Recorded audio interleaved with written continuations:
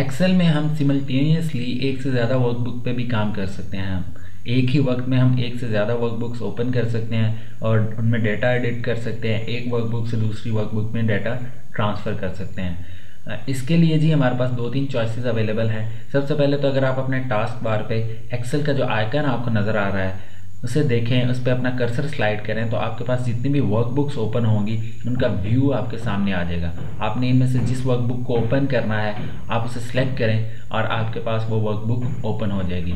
फिलहाल मेरे पास जी regional sales की वर्कबुक ओपन है। सपोज मुझे होम प्रोडक्ट लाइन की वर्कबुक ओपन करनी है, मैंने इस पर क्लिक किया और मैं होम प्रोडक्ट लाइन की वर्कबुक पे आ गया। इसी तरह अगर मुझे दोबारा रीजनल सेल्स की है, जो तीसरी वर्कबुक मेरे पास अवेलेबल है एम्प्लॉय टेबल की, इस पे जाना है जी, तो मैं इसे क्लिक करूँगा और मैं इधर आ गया जी, एम्प्लॉय टेबल की वर्कबुक पे शिफ्ट कर गया जी।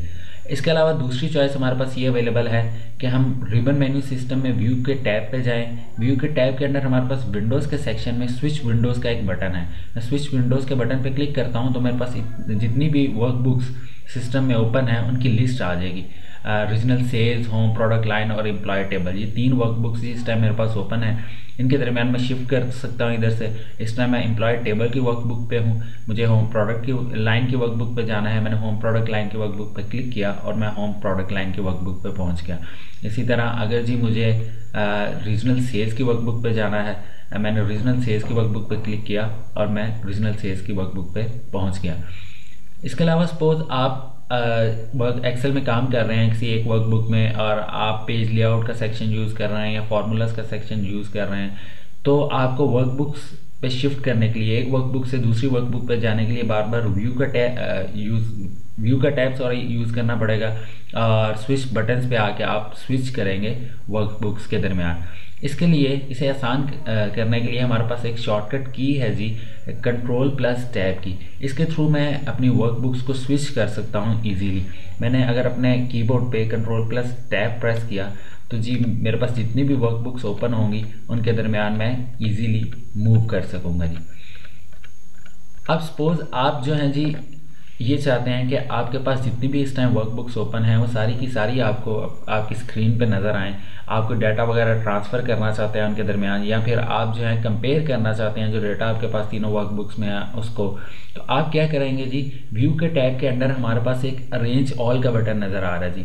मैं इस बटन पे क्लिक करूँगा तो मेरे पास एक डायलॉग बॉक्स ओपन हो जाएगा जिसमें ये जो वर्कबुक्स हैं इनकी अरेंजमेंट के लिए कुछ चॉइसेस हैं मेरे पास। मैं स्क्रीन पे इन्हें टाइल्ड फॉर्म में अरेंज कर सकता हूँ, हॉरिजॉन्टल फॉर्म में कर सकता हूँ, वर्टिकल फॉर्म में कर सकता हूँ या कैस्केड फॉर्म में कर सकता हूँ। इसके अलावा एक विंडोज़ ऑफ एक्टिव वर्कबुक का आपको फीचर नज़र आ रहा है, इसे भी हम थोड़ी देर तक डिस्कस करेंगे।